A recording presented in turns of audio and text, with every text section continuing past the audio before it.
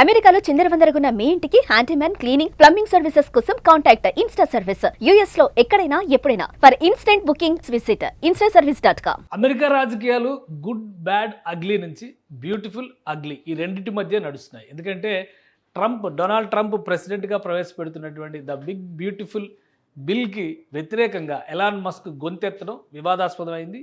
అదే బిల్లుని బ్యూటిఫుల్ అని ట్రంప్ చెబుతుంటే ఎలాన్ మస్క్ మాత్రం దీన్ని అగ్లీ బిల్ అని చెప్పని అంటున్నారు. అసలు ఎందుకు ఈ వివాదం స్టార్ట్ అయింది, వీరిద్దరి మధ్య వార్ ఆఫ్ వర్డ్స్ గత 24 గంటలుగా ఏం జరిగింది ఒకసారి విశ్లేషించేటువంటి ప్రయత్నం చేద్దాం. ఈ బిల్కి సంబంధించి కిల్ ద బిల్ అంటూ ఎలాన్ మస్క్ ఇచ్చినటువంటి స్టేట్మెంట్ అమెరికా రాజకీయాల్లో హాట్ టాపిక్గా మారిపోయింది. ఎందుకంటే ఈ బిల్లుని చాలా గట్టిగా డొనాల్డ్ ట్రంప్ సమర్థిస్తున్నారు. ఈ బిల్లు అమలు చేస్తే అమెరికాకి బెనిఫిట్స్ జరుగుతాయి, అలానే అమెరికా అప్పు నుంచి కూడా బయటపడేటువంటి అవకాశం ఉంటుంది. కానీ అదే విషయాన్ని డొనాల్డ్ ట్రంప్కి వ్యతిరేకంగా మాట్లాడుతున్నటువంటి ఎలాన్ మస్క్ అమెరికా 68% అప్పులు పెరిగేటువంటి దేశంగా మారుతుంది, ఫెడరల్ ఇంట్రెస్ట్లు కట్టేటువంటి దేశంగా మారాల్సిన పరిస్థితి ఉంటుంది. కాబట్టి ఇది మొత్తం కూడా సామాన్య ప్రజానీకం మీద అత్యంత ఒత్తిడి పెంచేటువంటి నిర్ణయంగా ఎలాన్ మస్క్ చెప్తున్నారు.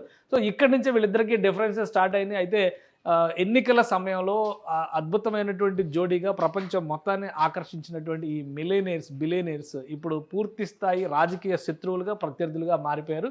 ఒకవైపు నుంచి మాటలతో ఎలాన్ మస్క్ ట్రంప్ని కవ్విస్తే, ట్రంప్ చేతలతో ఎలాన్ మస్క్ సంస్థలకు సంబంధించినటువంటి స్టాక్స్ ఆస్తులు విలువ కరిగిపోయే విధంగా కొన్ని నిర్ణయాలు తీసుకున్నారు. ఒకసారి వీళ్ళ మధ్య జరిగినటువంటి ట్వీట్స్ వారు కూడా మనం చూద్దాం. డొనాల్డ్ ట్రంప్ చేసినటువంటి వ్యాఖ్యలు, ముఖ్యంగా Elon was wearing thin, I asked him to leave, ఆయనే వెళ్ళిపోమని చెప్పినట్టుగా చెప్తున్నారు. అలానే I took away his EV mandate, అంటే ఆయన EV vehicles, electric vehicles, Tesla వెహికల్స్కి సంబంధించి ఎలాన్ మస్క్ ప్రపంచవ్యాప్తంగా పాపులారిటీ ఉన్నటువంటి వ్యక్తి. అయితే ఈ ఈవీ వెహికల్స్ని ప్రతి అమెరికన్ చేత కొనిపించేటువంటి ఒక కుట్రతో వచ్చారు నా దగ్గరికి, అది యాక్సెప్ట్ చేయలేదు కాబట్టే ఎలాన్ మస్క్ ఈ విధంగా ప్రవర్తిస్తున్నారు అనేది ట్రంప్ చేసినటువంటి తీరు. అలానే దీంతోపాటు ఇంకో నిర్ణయం కూడా తీసుకున్నారు ఇమీడియట్గా. ఇందులో చూస్తే కనుక the easiest way to save money in our budget, ఏదైతే అగ్లీ బిల్ అని చెప్పని పదే ఎలాన్ మస్క్ చెప్తున్నారో ఆ బడ్జెట్ని కాపాడుకోవాలంటే కనుక ఇదే బెస్ట్ డెసిషన్ అనేటువంటి విషయాన్ని ఇక్కడ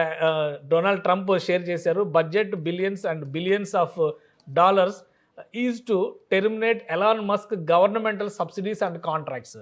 సో ఎలాన్ మస్క్ కంపెనీలకు ఇచ్చినటువంటి కాంట్రాక్ట్లని రద్దు చేయాలనేటువంటి ఒక నిర్ణయం తీసుకున్నారు. వాటికి ఇస్తున్నటువంటి సబ్సిడీల పైన కోత విధించారు. ఈ నిర్ణయంతో స్టాక్ మార్కెట్ పైన కూడా ఎలాన్ మస్క్ సంస్థలపైన తీవ్రమైనటువంటి ప్రభావం చూపించింది. ఒక్క రోజులో 13 లక్షల కోట్ల ఆస్తులు ఆవిరైపోయిన పరిస్థితి, అంటే $1.52 బిలియన్ ఆర్థికంగా ఆయన చితికిపోయినటువంటి స్థితిలోకి వెళ్ళారని మనం అనుకోవచ్చు. అలానే I was always surprised that Biden didn't do it. ఈ సబ్సిడీల రద్దు నిర్ణయం బైడెన్ ఎందుకు తీసుకోలేదు నాకు అర్థం కాలేదు. నిజంగానే అప్పుడు చాలా గట్టిగా డొనాల్డ్ ట్రంప్ని సమర్థించారు కాబట్టి బైడెన్ అప్పుడు ప్రెసిడెంట్గా ఉన్నారు. ఆ నిర్ణయం తీసుకుంటే అప్పుడు ట్రంప్ గెలిచేవాడో ఓడిపోయాడో తెలిసేది. అందుకనే ఇప్పుడు దీన్ని కంటిన్యూస్గా ఎలాన్ మస్క్ కూడా కొన్ని ట్వీట్స్ చేశారు. ఆ ట్వీట్స్ సారాంశం చూస్తే కనుక నేను లేకపోతే అసలు ట్రంప్ గెలిచేవాడే కాదని చెప్తున్నాడు. అలానే ఈ బిల్లుకి సంబంధించి కొంతమంది చేసినటువంటి ట్వీట్స్, ఈ not even those in Congress who had to vote on the big ugly spending bill had no time to read it అని చెప్పని ఎలాన్ మస్క్ ఇక్కడ ట్వీట్ చేశారు. అంటే ఆ బిల్లుని కూడా కనీసం చదవకుండా వీళ్ళు ఓటు వేశారు, సమర్థిస్తున్నారు అనేటువంటి వాదన చేస్తున్నాడు. Balanced budget or bust. So వరుసగా ఈ బిల్లుకు సంబంధించినటువంటి I super agree with this guy అని చెప్పని కొన్ని ట్వీట్స్ని షేర్ చేశారు. అలానే అమెరికాకి కనుక ఈ బిల్లు అమలు చేస్తే interest cost on America federal debt ఇది 2024లో 1.13 ట్రిలియన్ ఉంది. అలానే 2023లో 883 బిలియన్ ఉంది. సో ఇది 24లో ఇంత మారడానికి కారణం ఏంటనేది కాంగ్రెస్ ఈ స్పెండింగ్ అమెరికా ఇంటూ బ్యాంక్రప్సీ అంటూ ఎలాన్ మస్క్. కాంగ్రెస్ అంటే అది రాజకీయ పార్టీ కాదు, అమెరికాలో పార్లమెంట్ని కాంగ్రెస్ అని చెప్పని అంటారు. కాబట్టి సో అక్కడ ఎలక్టెడ్ రిప్రజెంటేటివ్స్ ఉండేటువంటి సభ అది మన లోక్సభ లాంటిది అనమాట. So Musk versus Donald Trump రాజకీయాలపైన అమెరికా రాజకీయవేత్తలు కూడా ఆసక్తి చూపిస్తున్నారు. పెద్ద ఓట్ పోల్స్, ఎవరు రైట్, హూ ఈజ్ రైట్. జనరల్గా ఏంటంటే అమెరికన్ డెమోక్రసీలో ఉన్నటువంటి ఒక బ్యూటీ, ఏదైనా ఒక ఇష్యూ వస్తే ఆర్గ్యుమెంట్, కౌంటర్ ఆర్గ్యుమెంట్, ఈ రెండు కూడా ప్రజల ముందర పెట్టేటువంటి అవకాశం ఉంటుంది. ఇప్పుడు కూడా ప్రెసిడెన్షియల్ ఎలక్షన్స్ జరిగితే కనుక రెండు వర్గాలకు సంబంధించినటువంటి నాయకులు స్పీచ్లు ఇవ్వడం, వీళ్ళు చెప్పేటువంటి ఆరోపణలకి వాళ్ళు సమాధానాలు డైరెక్ట్గా ఒకే స్టేజ్ ఒకే డయాస్ని పంచుకునేటువంటి సంస్కృతి అమెరికాలో ఇప్పటికే ఉంది.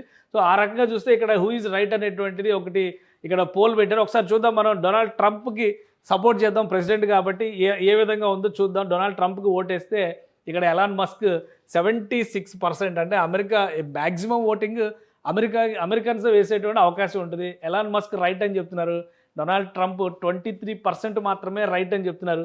సో ఇది ఆలోచించాల్సినటువంటి అంశం. ఎలాన్ మస్క్ చేస్తున్నటువంటి వాదన ప్రధానంగా అమెరికా ఆర్థిక వ్యవస్థని ఒక విచ్చిత్తి దిశగా నడిపేటువంటి బిల్లు ఇది, బిగ్ బ్యూటిఫుల్ బిల్ కాదు, ఇది అగ్లీ బిల్ అని చెప్పని ఆయన వాదన చేస్తున్నారు.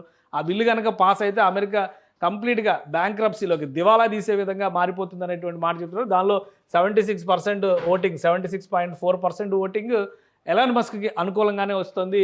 డొనాల్డ్ ట్రంప్కి మనం సరదాగా ఓటేసాం, ఎందుకంటే మనకు అక్కడ ఉన్నటువంటి యాక్చువల్ నేటివ్ పాలిటిక్స్ ఏంటనేది క్లారిటీ లేదు కాబట్టి. ఓవరాల్గా చూస్తే great America, make America great again అని ట్రంప్ అన్నారు కాబట్టి ఒకవేళ ట్రంప్కి సమర్థిస్తారేమో అన్న ఉద్దేశంతో ఈ ఓటేస్తే ఇక్కడ కేవలం ట్రంప్కి మద్దతు 23% మాత్రమే వచ్చింది. ఇంకొక విషయం కూడా మనం గమనించాలి, ఇటీవల కాలంలో ఆయన అమెరికా అధ్యక్షుడిగా బాధ్యతలు తీసుకుని 4 నెలలు కూడా గడవకుండానే వెటరన్స్ అందరూ కూడా ట్రంప్ గెట్అవుట్ అని చెప్పంటూ రోడ్డుపైకి వచ్చి పెద్ద ఎత్తున ఆందోళన చేశారు.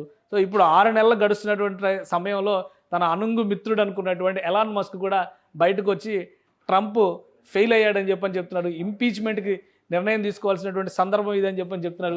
సో అమెరికా ఒపీనియన్ నిజంగా దీన్నే రిఫ్లెక్ట్ చేస్తుందా లేదా, బట్ ఇది ఎక్స్లో ఉన్నటువంటి అకౌంట్ కాబట్టి ఎలాన్ మస్క్ మేనేజ్ చేసేటువంటి అవకాశం కూడా ఉంటుంది. మనం అన్ని పాసిబిలిటీస్ ఆలోచించాలి కాబట్టి. సో అలాంటి పరిణామం కూడా జరగడానికి అవకాశం ఉంటుంది. బట్ అమెరికా ఒపీనియన్ ఈ విధంగా ఉండవచ్చు అనేటువంటి ఒక పల్స్ ఇచ్చేటువంటి ఓటింగ్గా దీన్ని మనం చూడాల్సి ఉంటుంది. సో ఇంకా మిగతా వాటికి డొనాల్డ్ ట్రంప్ చేసినటువంటి ట్వీట్లకి, అంటే ఆయన ట్రూత్లో తన కామెంట్స్ పెడుతూ ఉన్నారు, వాటికి కౌంటర్ ఇచ్చేటువంటి పనిలో కూడా ఎలాన్ మస్క్ ఉన్నారు. ఇక్కడ డొనాల్డ్ ట్రంప్ చేసినటువంటి ఆయన కార్లు అమ్ముకోవడానికి ఒత్తిడి చేశారనేటువంటి కామెంట్ మీద such an obvious life so sad అని చెప్పాడు ఎలాన్ మస్క్. పచ్చి అబద్ధాలు చెప్తున్నారు డొనాల్డ్ ట్రంప్ అంటూనే డొనాల్డ్ ట్రంప్కి సంబంధించినటువంటి వ్యక్తిగతమైన జీవితానికి, వ్యక్తిగతమైన అంశాలను కూడా బయటికి తీసుకొచ్చే ప్రయత్నం చేశారు. ఎందుకంటే జెఫ్రీ ఎప్స్టీన్కి సంబంధించి గతంలో జరిగినటువంటి ఇన్సిడెంట్స్ కొన్ని ఉన్నాయి. జెఫ్రీ ఎప్స్టీన్కి సంబంధించినటువంటి, అంటే అతను ఒక సెక్స్ రాకెట్ని రన్ చేశారు, హ్యూమన్ ట్రాఫికింగ్లో కీలకమైనటువంటి పాత్రధారి, అనేక మంది ప్రముఖులకి మహిళల్ని ఎరవేసినటువంటి వ్యక్తి, ఆ విధంగా లోబర్చుకొని పార్టీలు నిర్వహించడంలో అతను ఎక్స్పర్ట్ అనేటువంటి విమర్శలని జైల్లోనే తుదిశ్వాస విడిచాడు. అయితే అతనికి సంబంధించినటువంటి కన్ఫెషన్ రిపోర్ట్ని బయటికి రాకుండా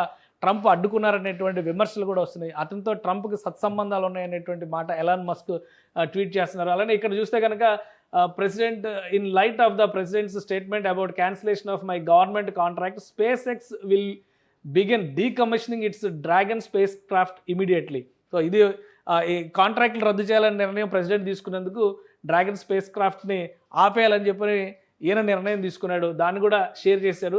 అలానే కొన్ని వీడియోస్, కొంతమంది ట్రోల్ చేస్తున్నటువంటి వీడియోస్, వాటికి సంబంధించినటువంటివి కూడా, అంటే ఎప్స్టీన్ ఇచ్చినటువంటి పార్టీలో డొనాల్డ్ ట్రంప్ ఉన్నాడంటూ 1992లో Trump partied with Jeffrey Epstein, just gone leave this year అని చెప్పని కొన్ని మీడియా ఛానల్స్లో వచ్చినటువంటి దృశ్యాలు ఇవి. ట్రంప్ 1992లో ఉన్నటువంటి వీడియోస్ ఇవి.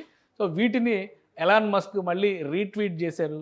సో వీళ్ళిద్దరి మధ్య వార్ ఆఫ్ వర్డ్స్ ఎలా ఉందా కానీ, ఇద్దరు మిత్రుల మధ్య కనుక ఘర్షణ వస్తే చుట్టుపక్కల ఉన్న వాళ్ళకి ఆసక్తి ఉంటుంది. ఎందుకంటే ఒకరి సీక్రెట్స్ మరొకరు బయట పెట్టుకుంటారనేది అందరికీ తెలిసినటువంటి సత్యం. ఇప్పుడు Donald Trump versus Elon Musk జరుగుతున్నటువంటి ఈ రాజకీయ రగడ మొత్తం ఒకరికి సంబంధించినటువంటి విషయాలు మరొకరు ఎంతగా రోడ్డు మీద వేసుకుంటారనేటువంటి చర్చకి ఆసక్తికరమైనటువంటి అంశంగా కనిపిస్తుంది. ఎలాన్ మస్క్ వీటన్నిటిని, ఈ వీడియోస్ని రీట్వీట్ చేస్తున్నారు. ఖచ్చితంగా ఇంపీచ్మెంట్ చేయాల్సినటువంటి అవసరం ఉంది డొనాల్డ్ ట్రంప్ అని చెప్పని కూడా ఆయన కామెంట్ చేస్తున్నాడు. సో అమెరికన్ పాలిటిక్స్లో ఇది ఒక కీలకమైనటువంటి దశగా చూడాల్సింది. 6 నెలలు కూడా గడవకుండా ఒక ప్రెసిడెంట్ని ఇంపీచ్మెంట్, అంటే అభిశంసన చేసేటువంటి అవకాశం ఉంటుందా? మిగతా పొలిటీషియన్స్ ఎలా రియాక్ట్ అవుతారు? అమెరికన్ సెనేట్ కానీ అమెరికన్ కాంగ్రెస్ కానీ ఎలా రియాక్ట్ అవుతుంది? ఎందుకంటే ఫస్ట్ టైం చాలా కాలం తర్వాత రిపబ్లికన్ పార్టీకి 2 చోట్ల కూడా, సెనేట్లోను కాంగ్రెస్లోను 2 చోట్ల కూడా ఆధిక్యం వచ్చింది. సో డొనాల్డ్ ట్రంప్కి నంబర్స్ పరంగా చూస్తే పక్కాగా ఆయనకి కావాల్సినటువంటి మెజారిటీ ఉంది. అయితే పార్టీ నిర్ణయం, డొనాల్డ్ ట్రంప్ నిర్ణయం ఒకటే అవుతుందా, లేదా డొనాల్డ్ ట్రంప్ తీసుకున్నటువంటి నిర్ణయానికి వ్యతిరేకంగా పార్టీలో ఉన్నటువంటి కొంతమంది సెనేటర్లు ఆల్రెడీ మాట్లాడుతున్నారు. ఈ బిల్లు వలన అమెరికాకి నష్టం జరుగుతుంది, ఎలాన్ మస్క్ వాదన కరెక్ట్ అని వాదిస్తున్నటువంటి వాళ్ళు కూడా ఉన్నారు. సో ఇది ఏం జరుగుతుంది, అమెరికాని ఏ తీరాల వైపు తీసుకెళ్తుంది అనేది వేచి చూడాలి. మొత్తానికి ఒక బిజినెస్ మ్యాన్గా, బిలియనీర్గా ఉన్నటువంటి ఎలాన్ మస్క్ నెక్స్ట్ ఎలక్షన్స్కి డొనాల్డ్ ట్రంప్కి ప్రత్యర్థిగా లేదా రిపబ్లికన్ పార్టీకి ప్రత్యర్థిగా రేస్లోకి వచ్చినా కానీ ఆశ్చర్యపోవాల్సినటువంటి అవసరం లేదనిపిస్తుంది.